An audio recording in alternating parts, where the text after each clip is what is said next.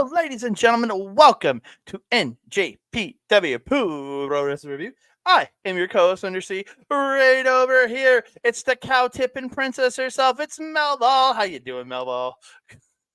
I'm doing great, Andre. I'm not tipping cows. I'm tipping weights, though. You look at that bicep. I did Look at too. that bicep. I went and lifted today too.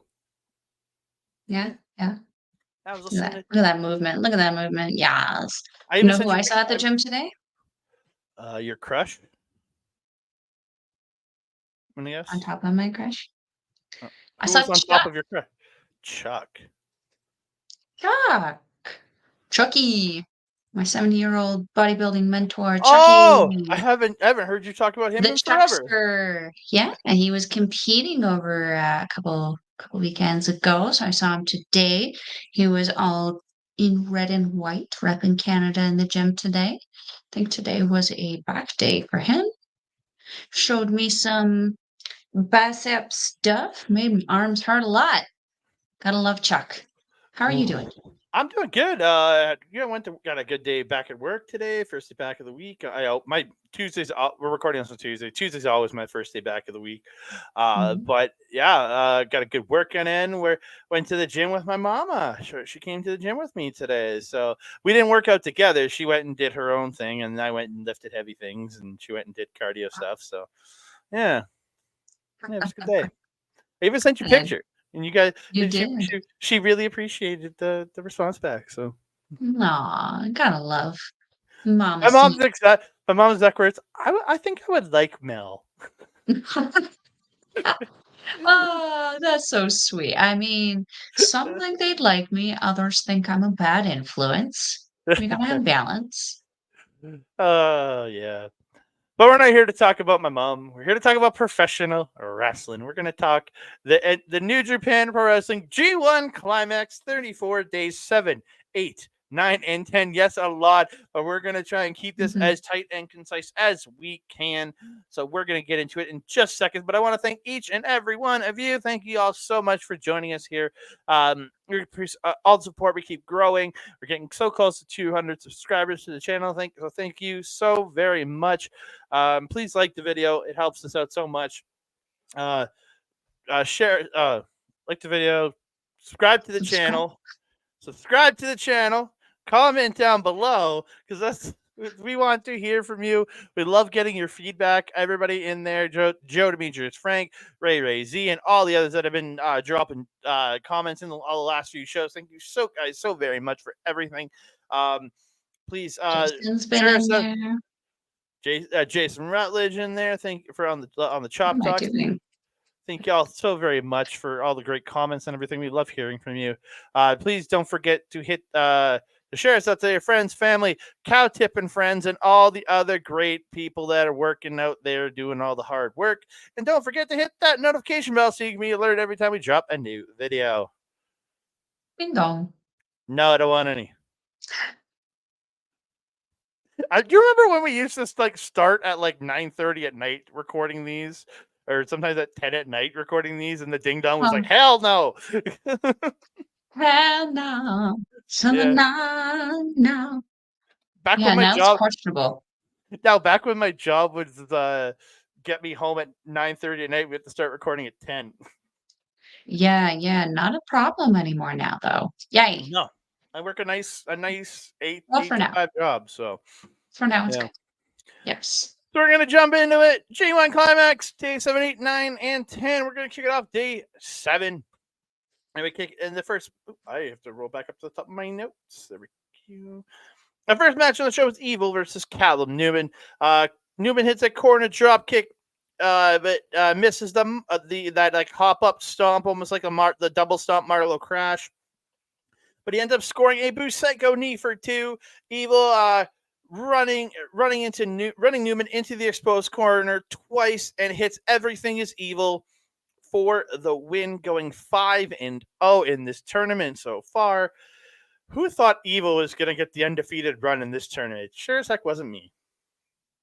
Well, we certainly knew it was going to be.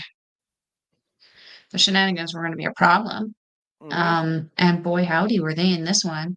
I think this is the most shenanigans that he's had to do in the tournament. It was against Callum Newman, which I must say, Mr. Newman, take that as a matter of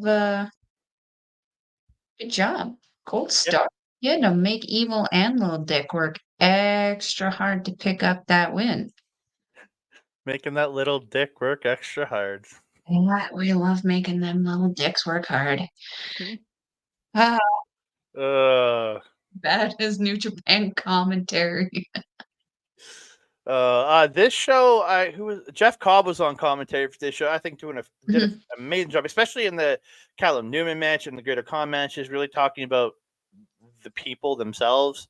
I really enjoyed how we connected there.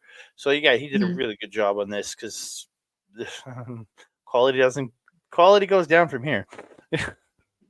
Also got a shot at Kenta Sato. Poor Kenta Sato, he got royally kind of thrown around in this one too, and he's always he on this tour has been the prime Yeetie for refs lately. They've kind of taken that pressure off Marty Asadi. So shout out Kenta Sato for earning a raise, I think. Yeah. So we move on to my pick of the evening. It is Jake Lee versus the Great Khan. Again, I thought these two just flowed so well together. Jake Lee is really finding his stride in this tournament, as really getting in. Just his match was so good. Like Jake Lee getting the better of Khan early, sending him to the floor, and like he rips, and then Lee just takes the wrap off his own arm, going, "No, I'm ready to fight. I don't need my arm supported." He ends up goes out whipping Khan into the barricades. Lee getting this really nice cravat hold, like around the head. Oh, I love a cravat. Just like Chris Hero's theme song. Just gotta hammerlock the cravat. Oh, dear. Khan getting the dragon screw at one point, working over the knee of Lee, and Lee get really irritated with the amount of shots that Khan was taking at his knee in this match. He ends up getting a knee bar at one point, or gets an ankle lock, then Grapevine's leg, then turns that into a knee bar, but Lee eventually does get to the ropes. The trading chops at one point. Lee catches Khan with the giant killing knee as he dives in for a takedown. That looked just picture perfect. Yes, he's very good at that move, and I do like the name as well. He's got some very interesting, unique names for some, I don't want to say basic looking moves, but his move set is pretty structured, if that's the right word. Yeah. So we get to the end of the match. Lee misses the face break shot in the corner. It's just that running boot or the haluva kick. And Khan hits a huge release German out of the corner. Lee fights back. He goes for the chokeslam, but it's blocked. But then Khan's eliminator is blocked. And they just go into a bunch of reversals. Khan gets him into the sheep killer, into the flatliner, then picks him up. Eliminator for Khan for the win. I was so happy here to see Khan pick up this win. Mm-hmm. It was a nice little refresher for him. I felt this was a really fun match. Khan Lee coming in very confident in this one. I really like the confidence that he kind of walks in with, that swagger. It's very comparable to like maybe a less dramatic Thekla. I would compare it to. It's very suave. It's very like, whatever kind of arrogance. And I really like it. It's a very refreshing personality to see in NJPW. I don't have a whole lot to add to this one. Yeah.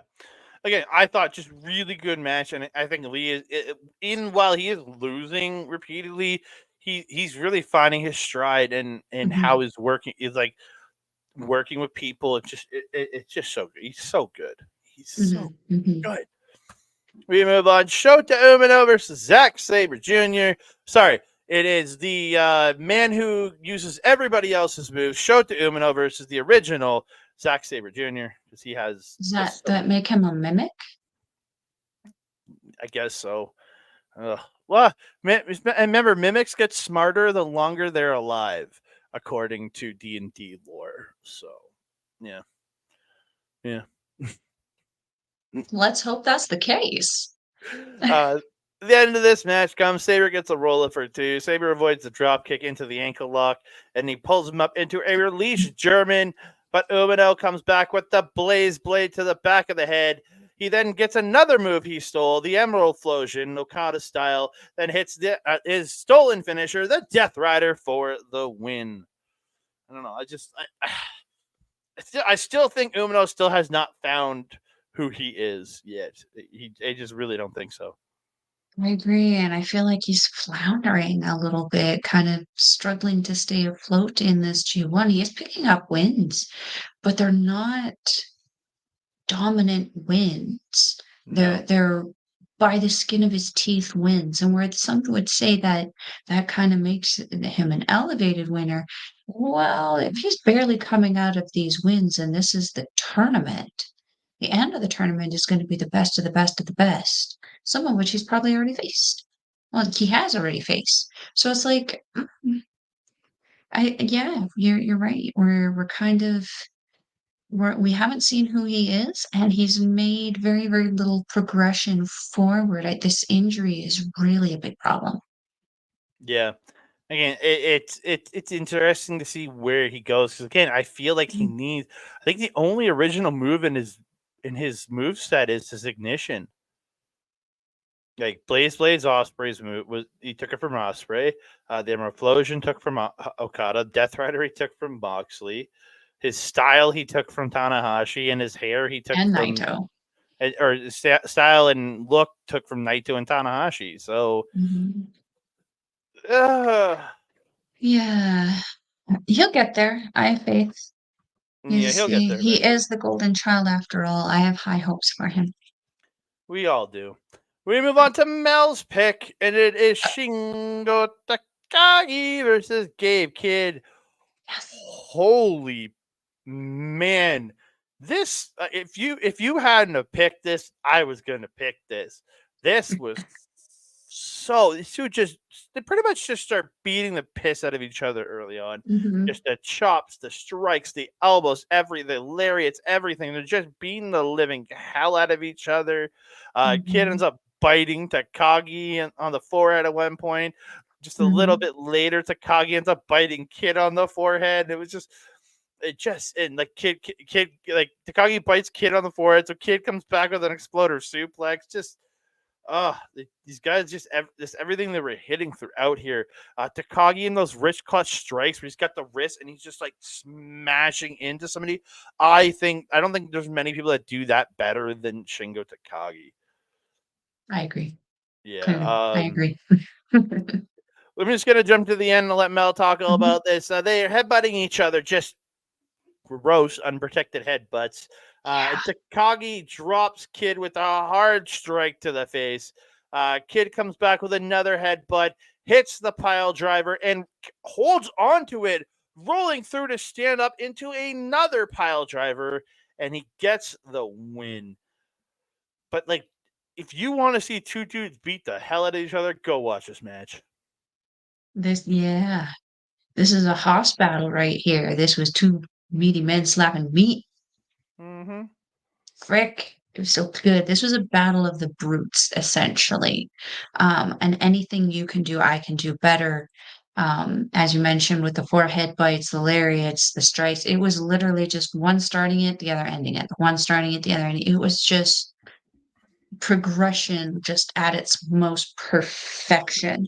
Um, there was a pumping bomber that Shingo fed to Gabe Kidd that Gabe Kidd went inside out with. When I tell you that that is impressive, there is not a lot of things that will make Gabe Kidd go inside out. He's a big boy. This kid flew. He flew today. It was great. Yeah.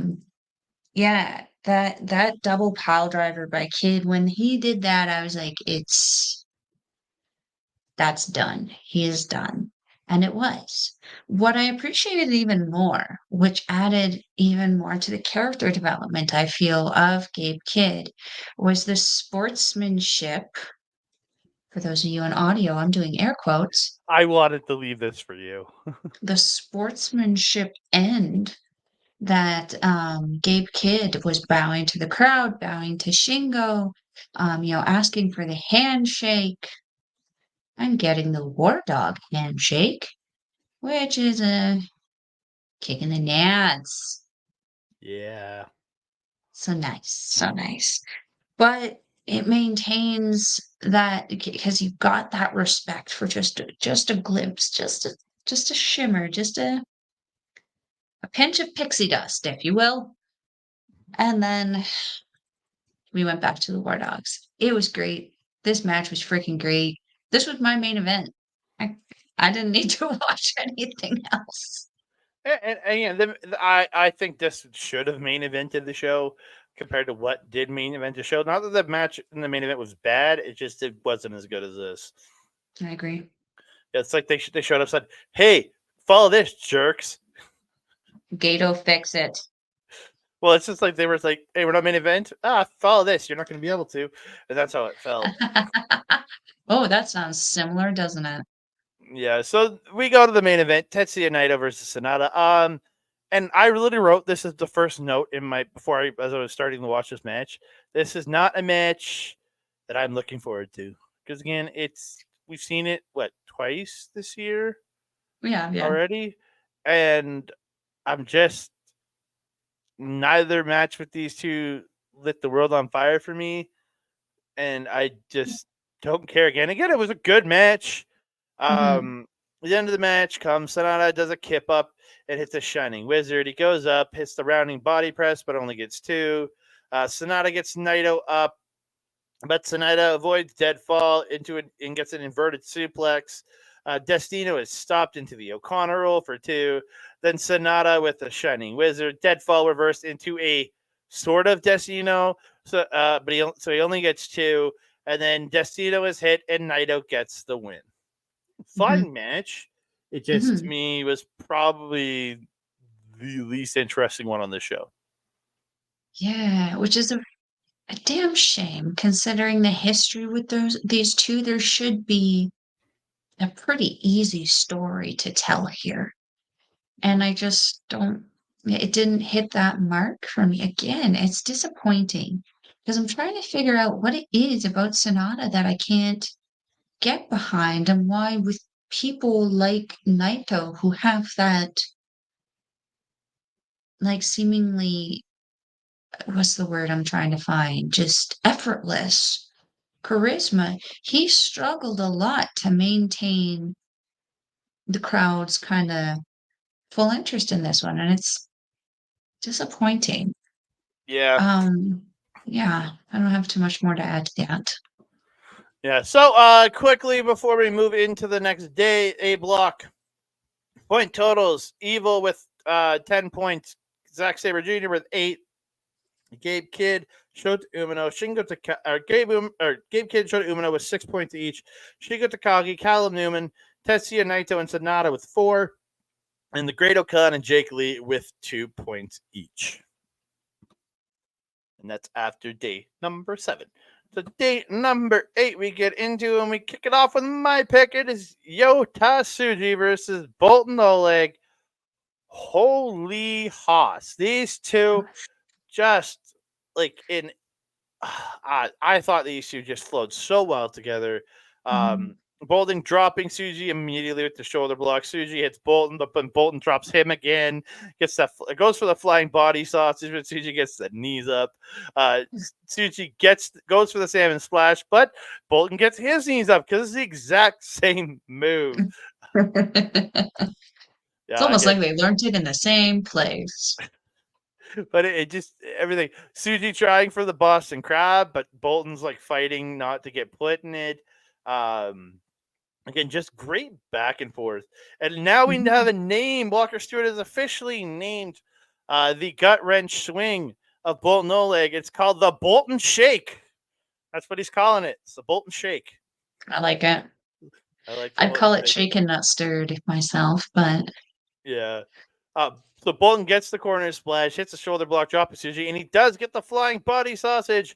He then picks him up into the Boltin Shake and then just yeets Tsuji across the ring. Boltin then fighting off the Boston Crab.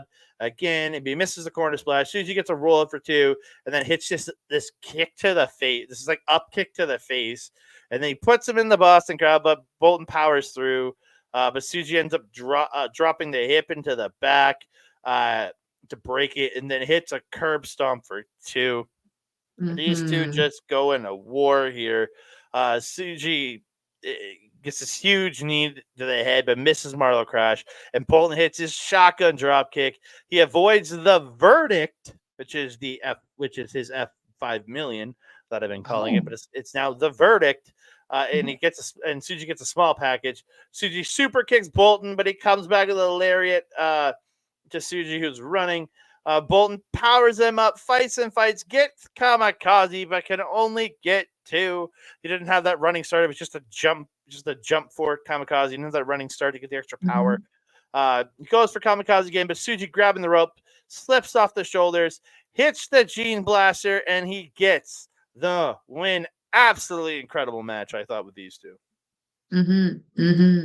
I was excited to see the salmon splash. I was disappointed to see it blocked, but fair play. What I really also like about his little Boltin shaking, I like shaking that stirred. Anyway, the kip up that he does after the yeeting, it just adds that little touch of Boltin flair to it. I really like it because it's an extra little like, look what I can do. And it's like, it is super impressive that someone of that size can do that because, we watch people. I struggle to do a kip up, partially because I always end up landing on my hair and giving myself whiplash. But yeah, I had hope for like a brief second when Tsuji put in the Boston Crab. I was like, never good to see it. We did not. We did not get. He usually uses the Boston Crab to feed into a dingle dangle. He did not. He fed it into the curb stomp. I'll take it. Take it for now. Good pick. I really like this one. This was a really, really good follow-up, especially coming off of the night before. Yeah, I thought these two just had such great chemistry together. Mm-hmm.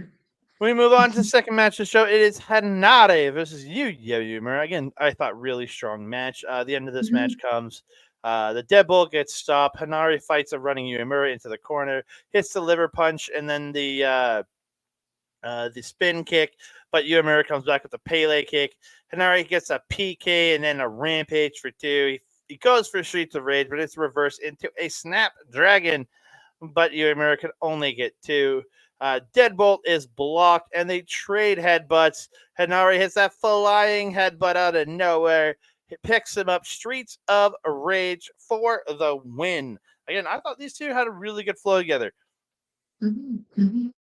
I agree. I felt that Yuya did get the shit beat out of him in this one, though. Kind of Henare really put him through the ringer, but I felt that this was an evolution and another step forward for Yuya. We're starting to see him kind of step us into something I think that is supposed to be him, unless like somebody else. Because I kind of felt for a while there that he was Sanada's cookie cutter. And now he's kind of like really stepping apart and away from that. I mean, the look is still very similar, but now the fighting and the action that he's bringing, the entertainment that he's bringing, is starting to look a little different. We're starting to see him evolve, and I am, despite the losses, I'm loving what we're getting out of it. I agree. I think he's starting to emulate a bit of Tanahashi that you heard Gabe Kidd calling out like tributes to Tanahashi in this match and saying, "Why are you trying to copy Tanahashi? Why are you trying to copy Tanahashi?" Like, I mean, because there's only so many wrestling moves we can do, my guy. That's why. it's true. But Chill out. the one thing I'll say about Uemura's tights, it looks like he has soup, like it's soup, like a bowl of soup on his tights. Like tomato soup. Or like some kind of like soup. I don't know what it is, but it looks like soup. It's red, so I assume tomato. Yeah, it looks like some kind of soup on his tights. I mean, maybe he likes soup. I think it's supposed to be lava, but to me he's not the heat storm. He's the soup storm. So Oh. we move on. El Phantasmo with Jado versus Jeff Cobb.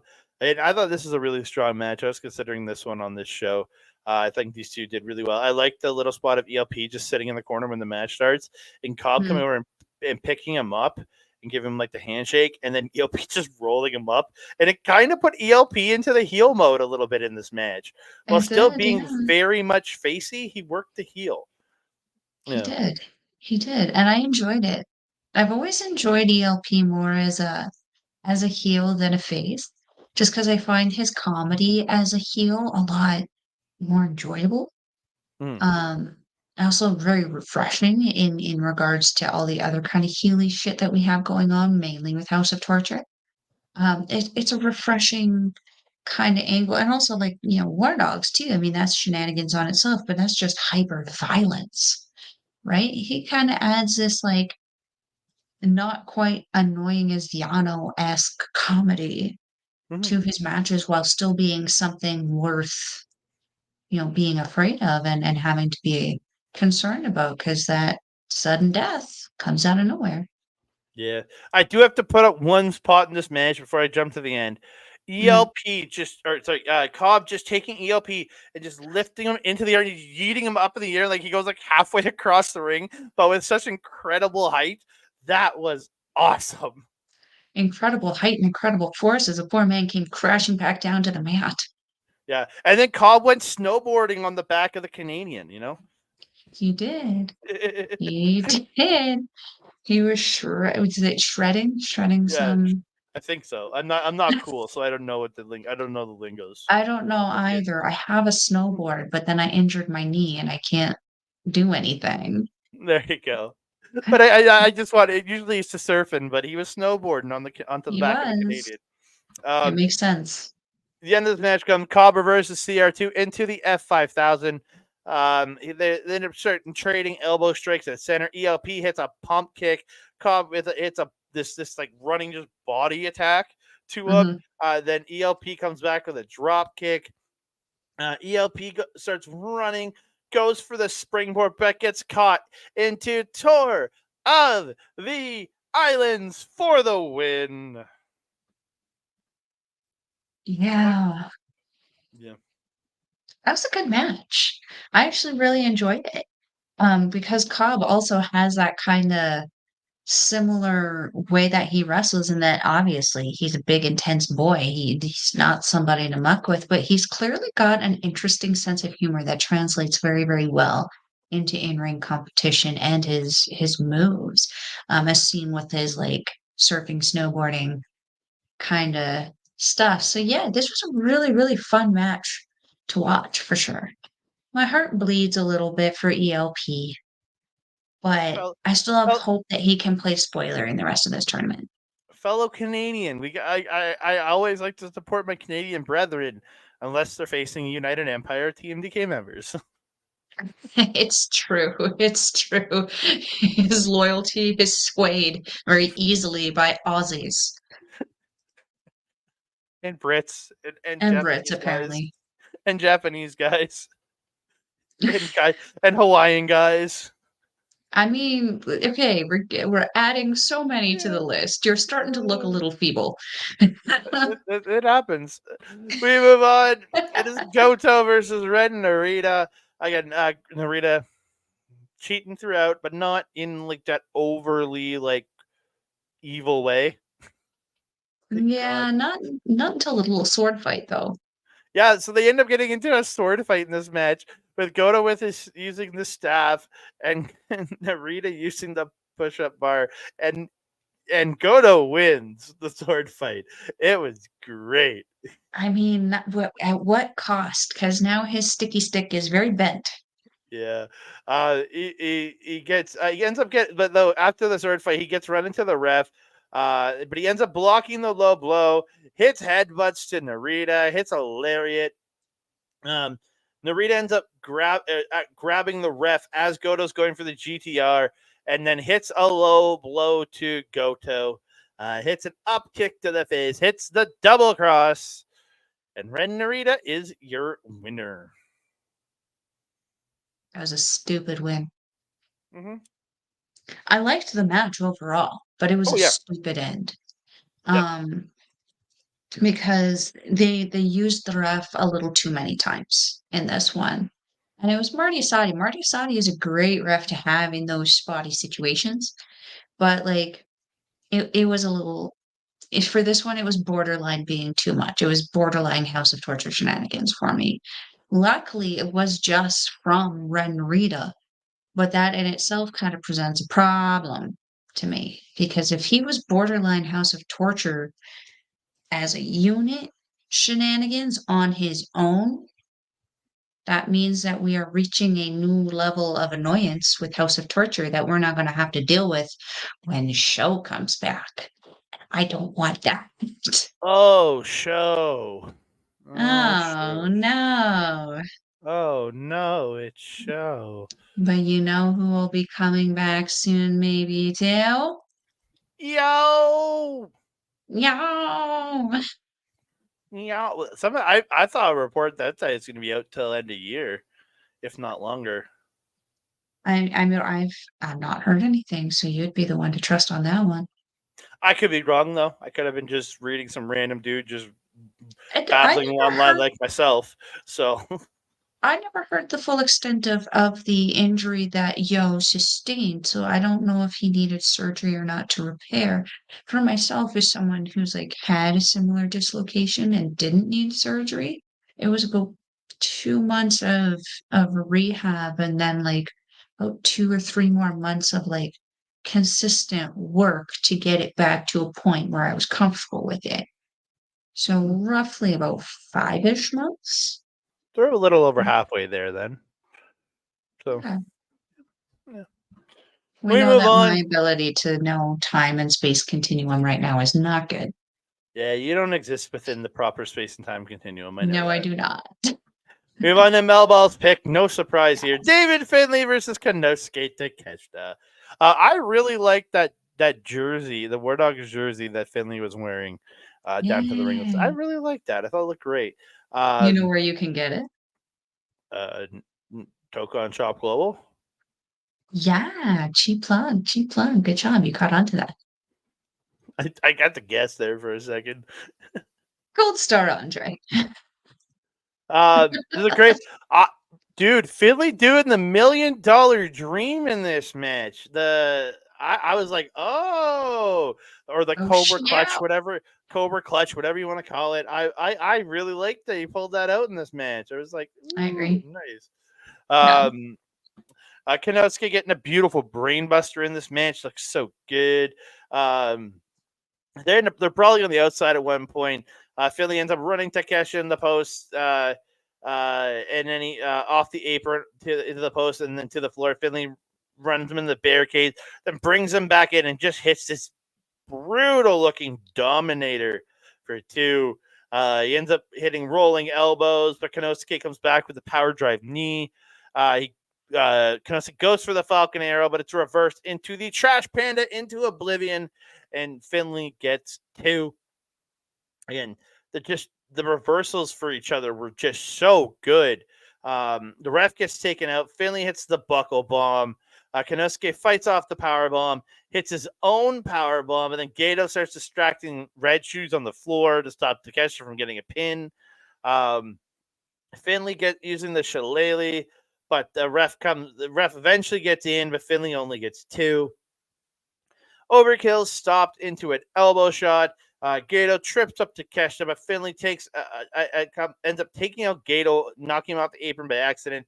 And Takeshi hits a Poison Rana and the Blue Thunder Bomb, but he can only get 2. I'm like, come on!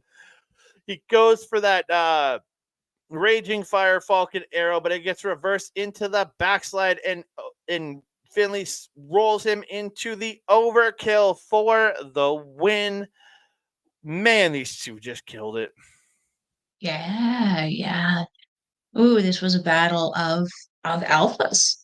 You got the alpha himself in Konosuke Takeshita, and you got the alpha dog himself within the War Dogs in David Finlay.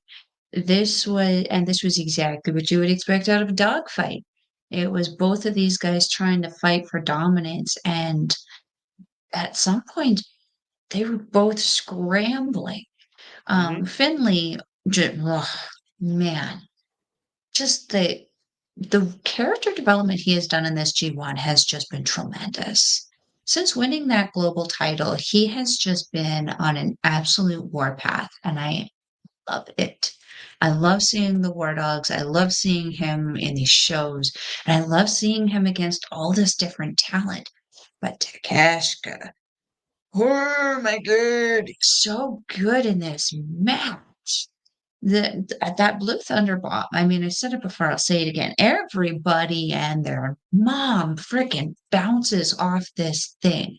He gets them so quick and so hard with that thing that you can't help but bounce a foot and a half off of the freaking mat. It's crazy.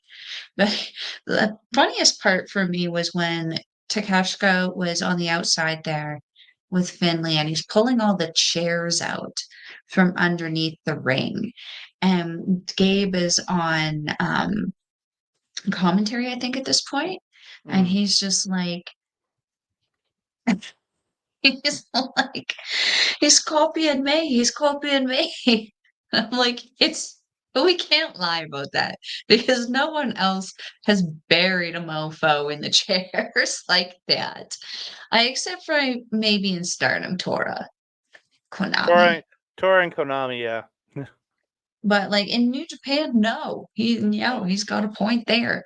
And then Takeshita hitting the moonsault onto David Finlay after burying him under the chairs. What I thought was fascinating about that moment, and I don't know if it was intentional or accidental, but in that moment, the ref is being distracted. Yeah, so the ref is being distracted by Gato.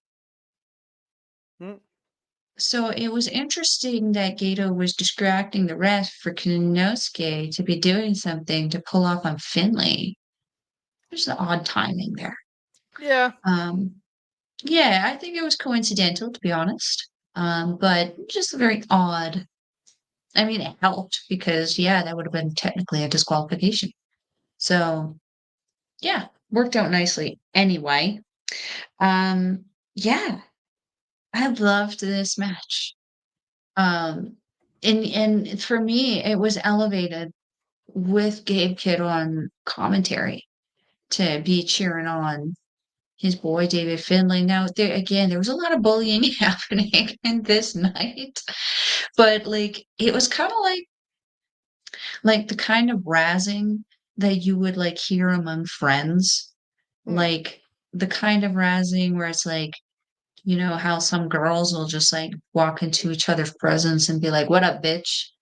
That kind of vibe. That was the kind of vibe that I got with Gabe Kidd and Stuart Walker. Like Gabe Kidd's the pit bull friend, and Walker Stewart is the Pomeranian. A very big Pomeranian. Excuse me, that's a giant Pomeranian. But like, you know what I get? Like the vibes, that was the kind of energy that they had. You know, Walker was a very loud talker and would be defiant in some of the things that he said. Very much a Pomeranian, but he'd stand the frick down every time the pit bull barked. So just like a Pomeranian. Because Pomeranians, I would think, are a little bit smarter than Chihuahuas. Wouldn't you agree, Koji? He agrees. Quick point update: B block after night number 8. David Finlay, Konosuke Takeshita, Henare, Yuya Uemura, Jeff Cobb, and Ren Narita all with 6 points. Tsuji, Boltin Oleg, and Hirooki Goto with 4 points, and El Phantasmo sadly just hanging out in the back with 2 points. We'll get you there, sir. We'll get you there. I'll be happy with 6. Let's get you 6. Broken heart. No, we move on to fix it. Night number 9. Melball's pick. It is. Yes. Wow, that screwed that up. All right, there's my notes. Jake Lee versus Callum Newman. I thought these two just so good. Just Lee going for that face break shot immediately, but misses again. I think Newman working around and just the speed and the pump kicks and the flying kicks that he was doing to Lee throughout this match was absolutely incredible. Mm-hmm. Again, Lee working that cravat in this match. Let's go. The hammerlock that cravat, yo, just like Chris Hero's theme song says too. I know I've said that twice on the show, but I have to. You have. Every time it's a croc comes up. Lee with strikes, but Newman sweeps him down, hits that double stomp to the back. I love this kid is just so good. Newman getting a fakes up the PK, hits a PK into a standing moonsault for 2. Again, Lee getting fights off of Boston Crab, sends Newman to the floor. Newman catches the apron PK, sweeps him down, go and hits the moonsault off the second turnbuckle to Lee on the floor.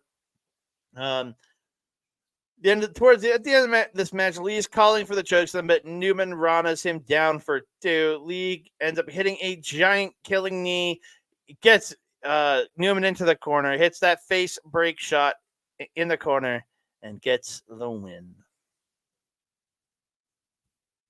Yeah. First of all, damn, did they do a great freaking job making me believe that Callum Newman was going to pick up the win in this one.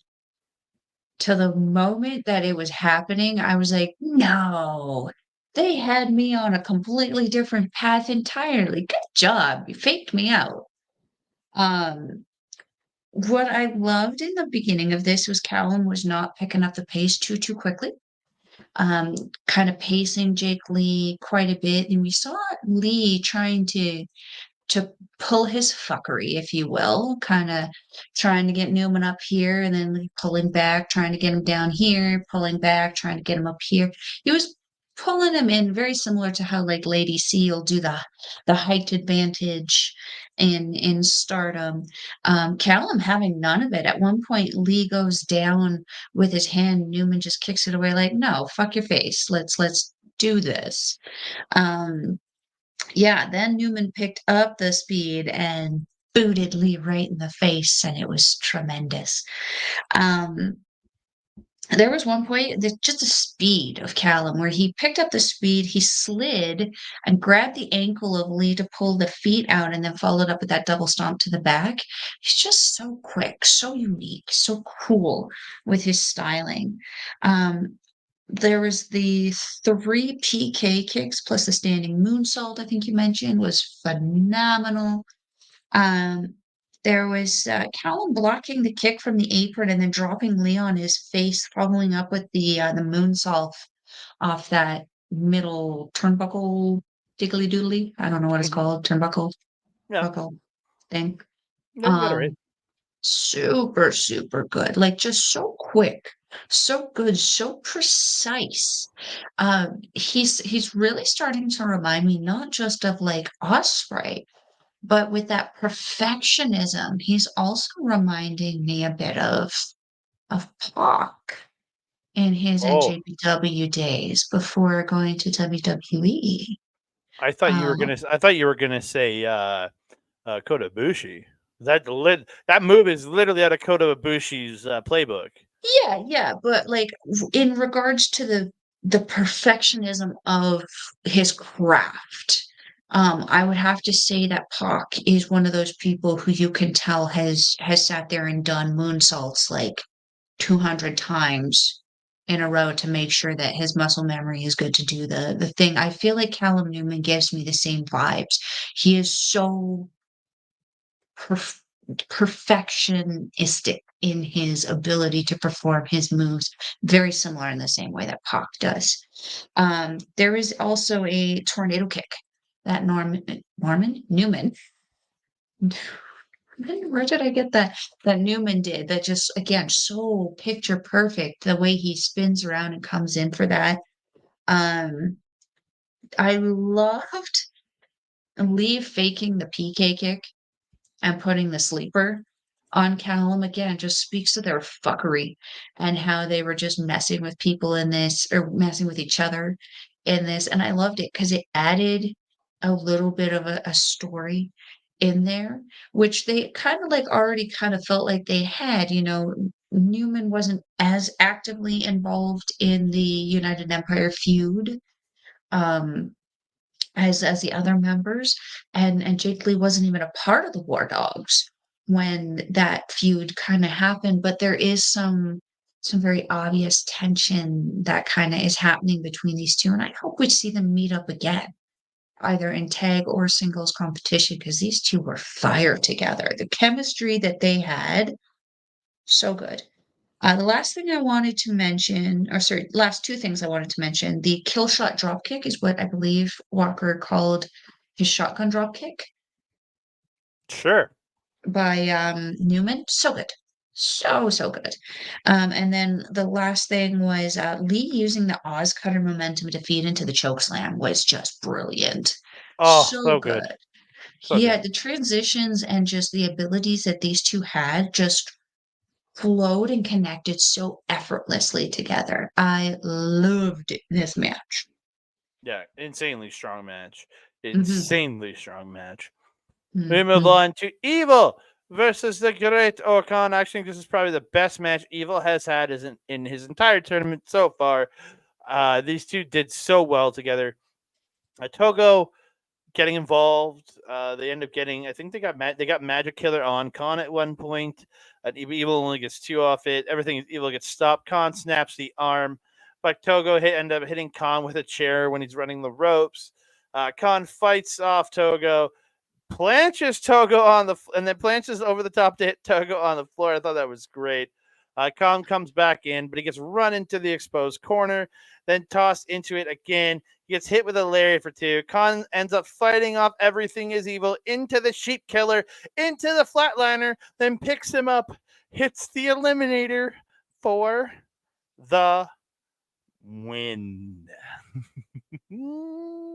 Yes. Khan, Khan breaking the streak, baby. Yes. Thank you.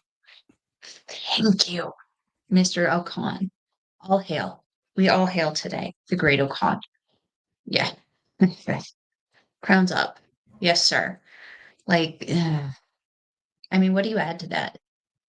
He beat evil. Yep. That is all we need. Yep. Evil has been slain. Evil. Well, I mean, can we really kill evil? No. You can only transport into other vessels. Evil always finds a way. Evil always finds a way. We move on. Shota Umino versus. Wait, no, I something wrong here, didn't I? No, that's right. No, the next match should be Naito and Kid.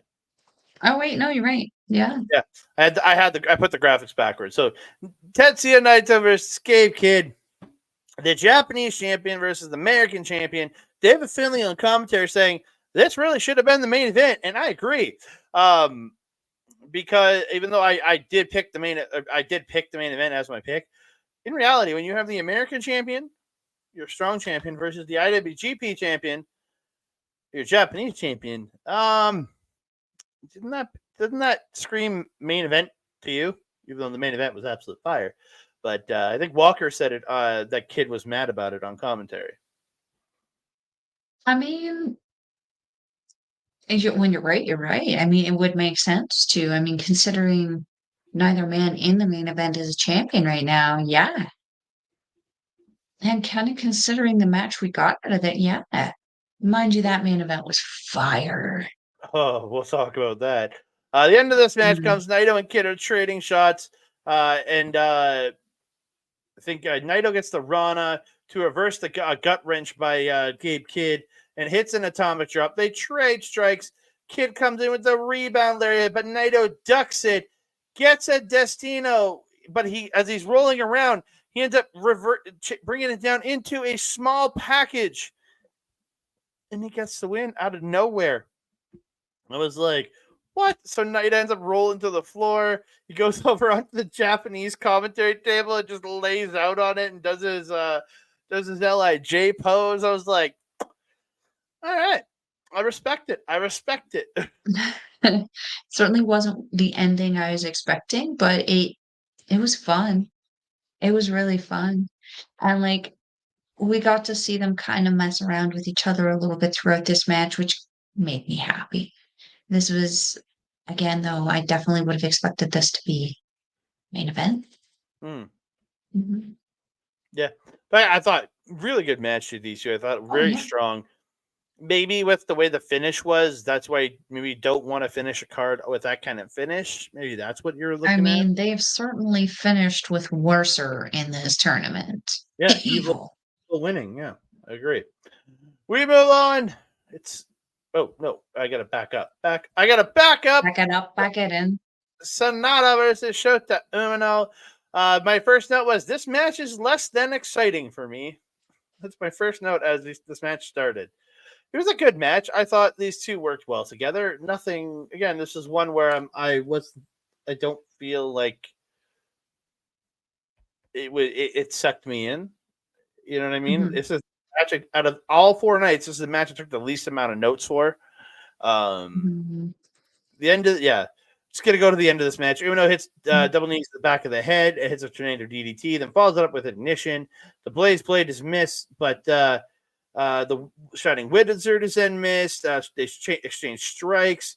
Umino gets an enziguri, but Sanada comes back with a Shining Wizard. They each get reversals and roll-ups. Umino catches them with the Cradle DDT for 2. He hits him with the Blaze Blade, but as he's going for the Death Rider, he gets rolled up into the O'Connor Rule, and Sanada gets the win. Yeah. I felt like Sanada needed the win a little bit more than Shota right now. That being said, I feel like both of these guys are having a kind of I don't want to say lackluster tournament, but especially with Shota, he's struggling. He is struggling. And Sanada's interesting. I'm not entirely sure what to make of him quite yet. I think I'm gonna have to see how the next couple of nights go and revisit that. Yeah. As you said, it was a pretty solid match. Functionally speaking, it was a good wrestling match for me. There wasn't a lot of emotional investment in it, so it was harder to draw me in. Yeah, like I feel like I'm drawn more in by Ren Narita than I am by an Umino or a Sanada, because like Ren Narita gives me something to latch onto with him. That House of Torture thing. Evil draws me in more.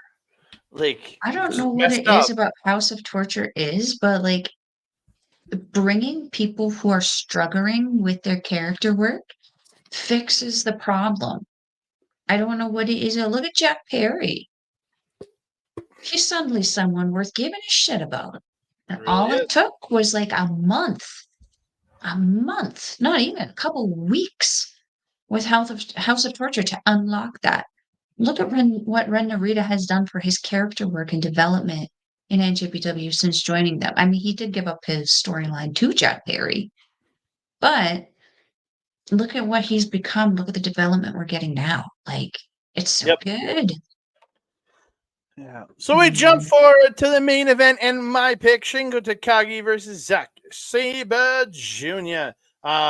These two just so good. The shots they were trading throughout this match, the technical wrestling, Sabre avoiding a dragon screw into the neck snap, and getting a triangle on him. Sabre at the standing guillotine gets run to the corner at one point, and Shingo hits out of the corner, hits his beautiful overhead belly to belly. Just looks so good. Sabre catching the pumping bomber, bringing him down to the mat, and just snapping the arm with his legs. Instead of the neck, he did it with the arm, and I'm like, oh, then he gets a disarmer, and he folds up the arm and stomps it. Like, he just, it was so good. And it just, I loved it. I loved it. Shingo just smacking the crap out of Sabre. That sliding bomber, as Walker's calling it now, looks so good. He does a sliding bomber, but can't follow up with the pin because he has to grab his arm because Sabre's been just beating the piss out of it. Sabre hits a roundhouse kick to the arm, and then Shingo just gets him into the gory special. But Sabre flips out of the gory special into a choke, then gets into an octopus, but Shingo pulls Shingo to the ground. He goes for the banana split, which is literally legs pulling the one leg one way and the arms pulling the other leg. He goes for that, but Shingo doesn't let him, and he gets to the ropes. Sabre snapping the fingers, and you could hear it, like, oh, like when he snapped the finger, and literally you heard Walker go, "Did you just hear that?" And Kid just went, "I did," and like Kid like broke character almost to react to it. It was oh Yeah. ah. Uh, Shingo unloads the elbows. Sabre fights back, and they reverse each other. And Sabre gets a Zack driver, but he only gets two. Shingo hits a headbutt, but Sabre hits him with slaps. Shingo comes back with another headbutt. Sabre hits a running grab, but Shingo comes back with a pumping bomber. Sabre recovers, gets a sleeper to reverse out of Last of the Dragon. But he ends up getting dropped. Like Shingo just like drops back to break it. Sabre ends up pulling an arm bar. He transitions into the triangle. Shingo's fading. He powers up, lifts up Sabre from the triangle onto his shoulders and into Last of the Dragon for the win. I was brokenhearted that Sabre lost, but this match was absolutely incredible. I think this is my match of the tournament so far. I think it ties with one of the matches on night 10, but that and one of the matches on night 10 probably are my two matches of the tournament right now. Interesting. I mean, what do you add to that? This was a great match. Yeah, it was a perfect kind of meeting of two very different styles. Takagi, not really a technician himself, but he knows how to defend against them quite well, as evidenced by this match. Zack Sabre Jr., though, I mean, his wizardry, is that the right word? Wizardry? Something like that. Just unmatched in that ring. I love this match. Good pick. Yeah. Good pick. Yeah, absolutely insane main event. And a quick point update after night number 9 for the A block. Evil 5-1 with 10 points. Sabre 4-2 with 8 points. Tetsuya, Naito, Gabe Kidd, Sanada, Shota, Umino, and Shingo Takagi all 3-3 with 6 points. Then you have Jake Lee, Kyle Newman, and Great Khan all 2-4 with 4 points. Again, this is still anybody's game. Like, I sadly think Evil has a place in the final 3. No matter what happens to him, I think he'll get in. But Sabre could still end up out. Naito could end up out. Like anybody could end up in here. Like Callum Newman or Great Khan or Jake Lee at 4 points could still come back to get into this tournament. There's still 3 shows left. That's a total of 6 points. If people don't progress past 10, comes down to tiebreakers. Certain people can win that way. It'd be crazy. Let's keep the crazy cupcakes to a minimum, shall we? Yeah, let's have 3 top 3 clear people at the end, please. For the love of all things holy. Yeah, we move on to night number 10. Gabe Kidd returns to the commentary booth, and man, did his quality go down in this in commentary on this show, because all it was telling Walker Seward, your head of commentary, to shut up the entire night, and it just killed all flow these two were having. They had a good flow on night number 8. We talked about it. The two dogs were yipping each other. But this was not. This was a dog just mauling another dog. Is what this felt like. It reminded me of the dynamic. Have you seen the movie Up? No, add it to the list. Oh my God, it breaks your heart within 10 minutes. Later in the movie, who wants those, right? Who wants a heart? Anyway, there's a bunch of dogs at one point in this movie, and there's the golden retriever dog. His name is Doug, and everyone loves him. And then there's the Doberman retriever, and I don't remember what his name was. And every time the Doberman spoke, every other dog cowered and just shriveled away. And that was the energy we got in this one. But except for Gabe didn't sound like a chipmunk. No. The dog in the movie sounded like a chipmunk. So yeah, we go into it. David Finlay versus Boltin Oleg. The end of this match comes Finlay fighting out of Kamikaze. The trade strikes. Finlay rebounds with a lariat, dropping Boltin for 2. Finlay, the Finlay roll. What the hell is a Finlay roll? He did a move and Walker called it a Finlay roll, but I can't remember what the goddamn move is now. I'm not recalling that either. It was towards the end of the right at the end of the match. He We'll gets have it to check 2 that. from the Finlay roll. I can't remember what it was. The overkill is stopped into a Boltin Oleg German for 2. Kamikaze gets stopped into a roll up, but Finlay only gets 2. Boltin then pops him on the shoulder, hits just jumps and flips, just does a flip into Kamikaze. No running, nothing there. Goes for another Kamikaze, but it's reversed into the power bomb, and Finlay picks him up. Overkill for the win. Really good match to kind of open up and set the pace for the rest of the night, because this night I felt was one of the best nights of the G1 we had. Like every match that we had on this show was actually very, very solid, I felt. I honestly wish I could have turned off commentary and just watched, but have the audio of the match, but without commentary, because that's how much I disliked Kid on commentary Oh. tonight. Like he was getting very annoying for me throughout the whole show. Like it was just it bothered me because I'm like, Walker is very, very good at what he does. Yeah, I don't know. He bothered me throughout this show. Although I will say, in his like excitement, sometimes he says things wrong, much like me, ADHD. But It's so adorable, the things that he says, though. he's 22 years. I think he's just turned 22. He's 22 years old. You got to give him a pass on that. He's still learning. Oh Yeah. yeah, 100%. And like I'm at my age, and I'm sitting here like, yeah, relatable. Like it's always going to be a thing. You get super excited about something, you're going to forget words. It happens. Words are not our friends. No, the English language is kind of a sucky language. So It really is. We move on. ELP versus Yuya Uemura. Kid doing like a crybaby thing at ELP while he's on commentary. yeah. Yeah. I thought these two had a really good, solid match together. I think they matched up well together. Towards the end of the match, he ends up ELP gets a tornado DDT into the burning hammer, hits Thunder Kiss 86 off the top, but only gets 2. The CR2 is blocked. The trade strikes. ELP gets a backdrop, but Uemura hits a German. ELP comes back with a lariat, but Uemura comes back with a huge dropkick. ELP does get a victory roll for 2.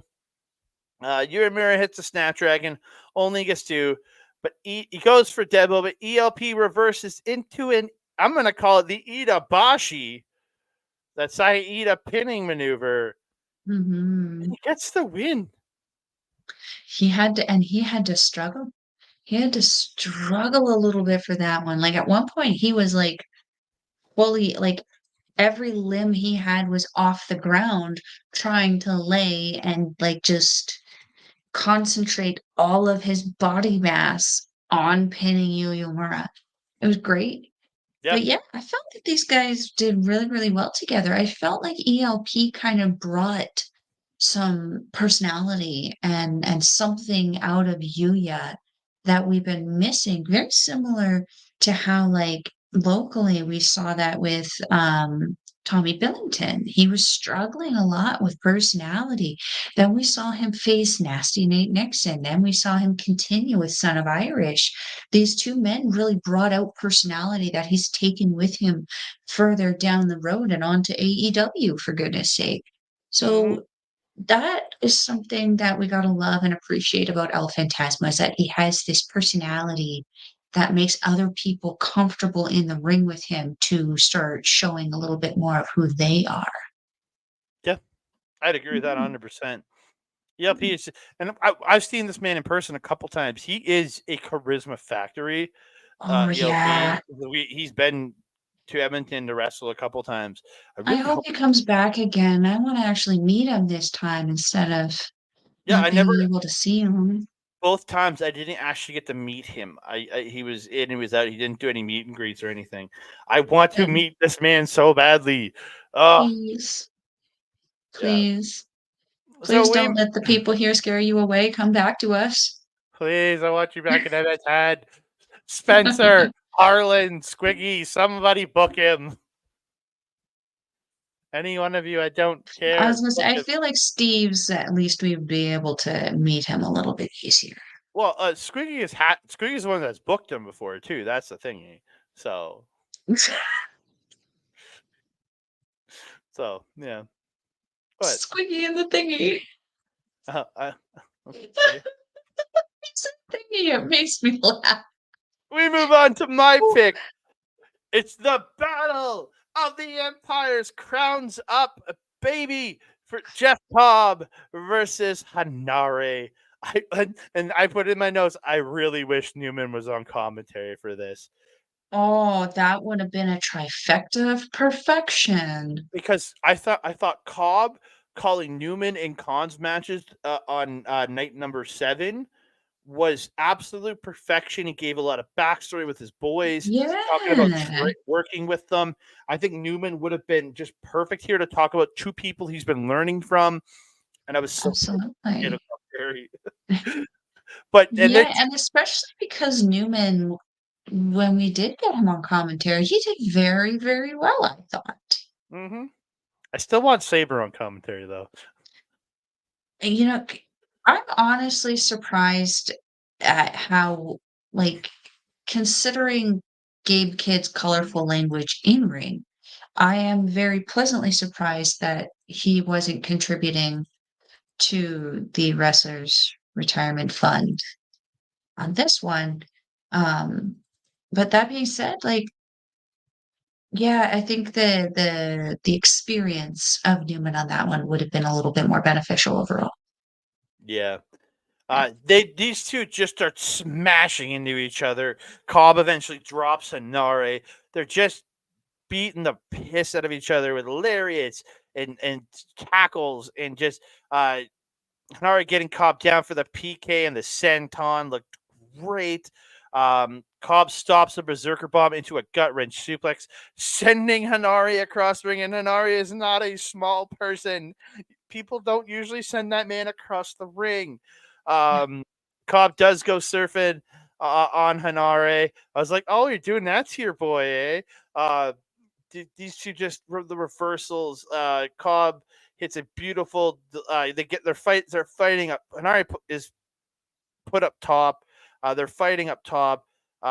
He knocks Cobb off. Cobb hits a drop kick from the mat, drop kicking Henare up top. Comes back up for that delayed superplex, but he holds him up top, and then goes back with it. He only gets one, but then he hits a standing moonsault for 2. These two are just so good. Just beating the living hell out of Henare, getting that beautiful berserker bomb on Cobb at one point for 2. Cobb stops a rampage with a knee, hits a German, but Henare comes right back with a rampage for 2. Henare hits the liver punch, but Cobb stops Streets of Rage. Both gain speed, and Cobb hits just beautiful lariat. The Tour of the Islands gets reversed. Henare hits a spin kick and a headbutt. Cobb catches Henare running and hits an F5000. And you get this beautiful shot of Cobb standing above Henare, who's kind of on his knees, like gets up to his knees, and they both just do the hang loose, like the Hawaiian hang loose symbol, and Cobb just grabs the arm, pulls him up into Tour of the Islands for the win. Phenomenal. Just phenomenal. And it's just two boys just working. They're two boys that know each other so well and just made for such a good match. And what do you add to that? Oh, this was a great, great match. And it wasn't like an animosity kind of styled match. It was a match that was based over a mutual respect for each other and a mutual friendship of brotherhood there. Oh, I loved this match. Good pick. Good pick. Yeah. I did dislike the post match though of Gabe Kidd just laughing at Henare for losing, just like an asshole. Well, I mean, it's Gabe Kidd. That's the character. Yeah. So we move on to Melball's pick, and I was kind of pissed off that she picked this because this is the match. If she hadn't already picked it, I would have picked it. Holy crap! Sorry. This is the other one I was talking about. Match of the tournament. This might in the night 9 main event are both going on my match of the year picks because both were just so good. Yes. There was no story going into this match, and they created a beautiful story. Like it's Poetry. the youth versus the veteran. It just flowed so perfectly. Yes. Oh, just Perfection. the back and forth, man. Just the back and forth. Like both these men. Konosuke getting a DDT on the apron looked just brutal, man. Mm-hmm. Goto getting that misdirection lariat and Takeshita to drop him. Gets that beautiful wheel kick in the corner and hits the backdrop out. Just so good. So good. Mm-hmm. Konosuke Mm-hmm. hits a Rana, sending Goto to the floor, hits a huge tope on Hilo. And this is another Takeshita puts Goto up top, but Goto ends up fighting off the superplex. He headbutts Takeshita and he gets on his back, hits a code red off the top, but only gets to, and this is where Gabe Kidd goes, "Oh snap!" Like he Yeah. reacted like a fan here, and it was beautiful. Yeah. Yeah, Perfection. yeah. So we go towards the end. Goto hits chest, kicks to the chest, gets him up, hits the GTW, but can only get 2. Takeshita reverses the GTR into a brain buster. He goes for the brain buster again, but Goto reverses, gets him up into that suplex into the swing out side effect for 2. Goto hits a headbutt and drops Takeshita. Goto picks him up. GTR. And this was the most surprising result of this tournament for me. Hirooki Goto pins Konosuke Takeshita for the win. Holy shit, this was good. So good. I am getting like goosebumps just thinking about it again. The ending, the crowd for this freaking match was very much alive from start to finish. But then the end, chanting Goto's name, it was the little cherry on top. Like, that was the closest I've ever been to crying again in professional wrestling. I was like, oh my God, what a beautiful moment. Um, yeah, Takeshita really liking his DDTs at the beginning of this one, not just on the apron, but also on the outside there. Really is kind of his go-to thing for a little bit. But yeah, that tope con hilo. It was picture fracking perfect. And just the way everything ended up being, with the camera being in the perfect position to catch the actual dive, then the actual, falling out with Goto taking the fall, Takeshita rolling up the rampway a little bit, the camera being right freaking there the whole time. And the shot it came in on kind of like his face, kind of like from a side angle and showing Goto in Yeah. the background. Oh, great. Whoever was directing the camera work on this match did such a good job. So everyone was on their A game for this match. It was absolute perfection. As you said, that story. It was a perfect story that came in where it had nothing but was created in the match and played out by these guys in such a beautiful way. Like, so good. There was that code red. I didn't know what it was. I put that cool flippy thing that Goto did off the corner. Code Red. I gotta remember that one because it kind of, and correct me if I'm wrong on this, but I thought it looked very similar to a Northern Lights suplex. Or am I very, very off with that? Northern Lights suplex is where you kind of have the test of strength, and then you put your head under the in the armpit and lift them up over your head. Oh yeah, you're very off with that. It's closer to the Canadian Destroyer. Okay, maybe that's what I was trying to think about because I thought it was something Canadian related. That's why I thought it was Northern Lights. Yeah. Um, yeah, there was a wheelbarrow German that Takeshita got on Goto, where Goto just got up and fed him a crazy freaking lariat. Oh, just so good. These guys would not go down. This was the most absolutely perfect strong style match. This just took over for me for being the definition of strong style. Mhm. So good. So good. Go Goto. I'll give it up to Grape Kid in this match.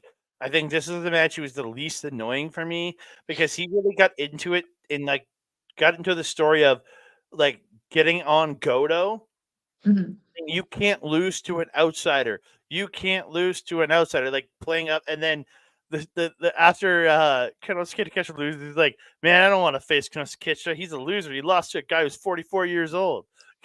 Yeah, he was a bit of a dick like that. Yeah. But he wasn't a complete a-hole throughout this entire match. You No. felt him really zone in and be a dick, Yeah, but not an yeah. asshole. Then he went back to being an asshole in the main event. But I mean, look at the main event. He's the reason to be yeah, jelly. even though he kind of has a small connection to Red Narita in the fact that they're Bullet Club adjacent. It would appear that the War Dogs feel the same way that I do about House of Torture's leechiness of the Bullet Club name. Finlay didn't seem to hate Evil too much when he was on commentary, but that was a whole thing. Finlay seemed pretty tame on commentary, not gonna lie. Yeah. So we get Ren Narita versus Yota Tsuji. I literally was wondering why it says 2013 beside Yota Tsuji, but I realized that's the time of the match, 20 minutes and 13 seconds. Yota Tsuji, 2013. I thought these two, for all the crap that Narita pulled in this match, I thought they did a really good job here. I think they had a really strong match. Uh, Mhm. At the end of the match, though, Tsuji unloading on Narita. Narita gets a choke, but Tsuji reverses into a Falcon Arrow for 2. The Gene Blaster is dodged, and Tsuji is sent into the exposed corner. Narita attacking the knee, goes for the double cross, but Tsuji does that where he goes down but plants his hands and blocks the move and then pops back up. Looked Mhm. so good and just hits Mhm. this knee to the face of a seated Narita, just rocking him.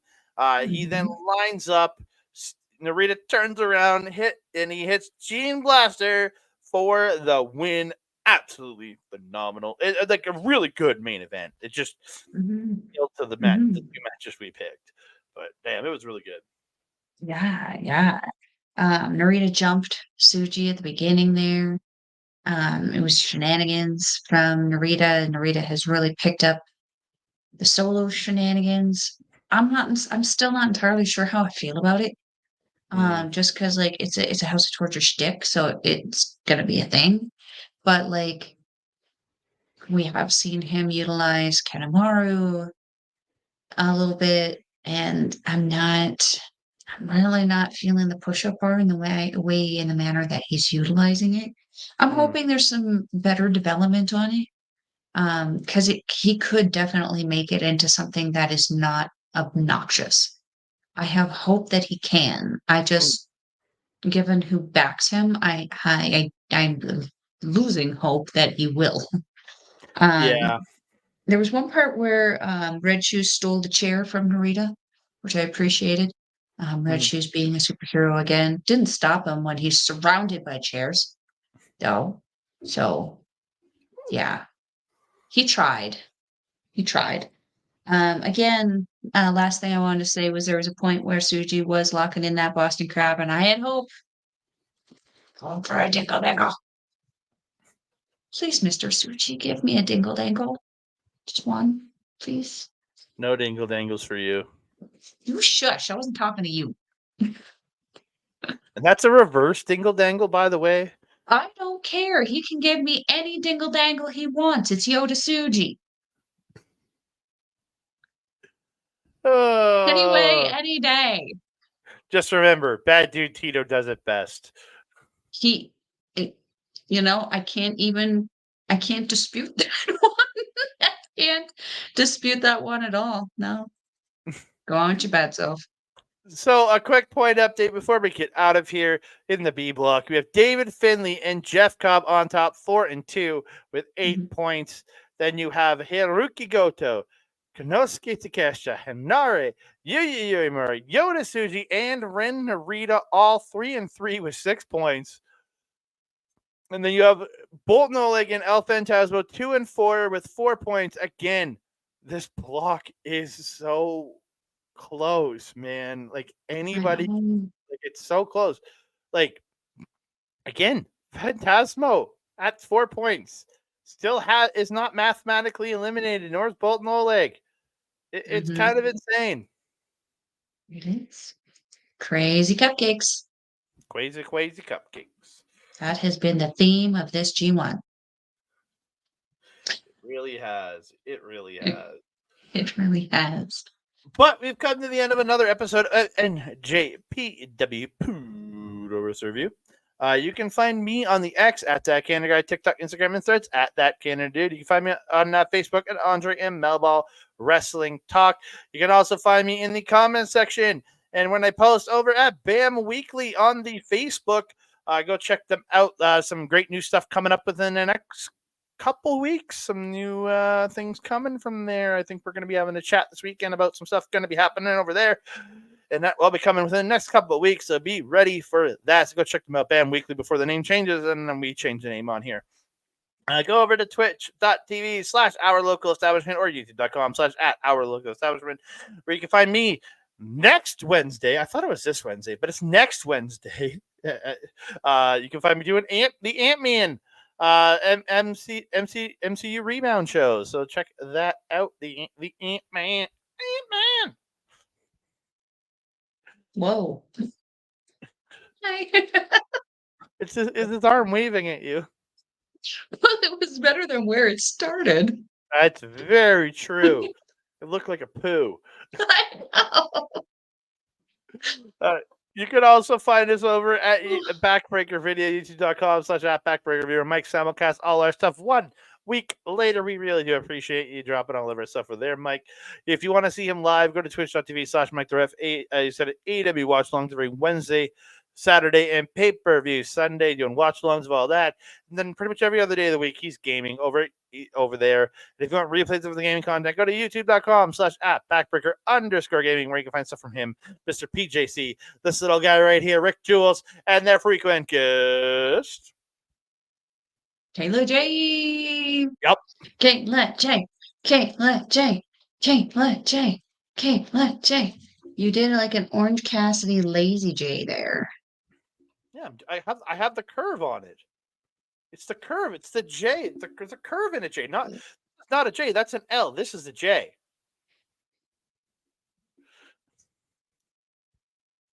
Okie dokie, artichoke.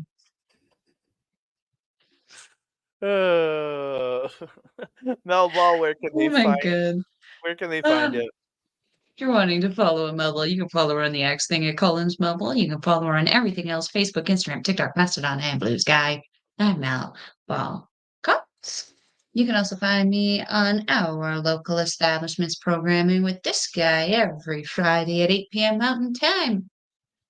And this is not for Japanese Wrestling Update.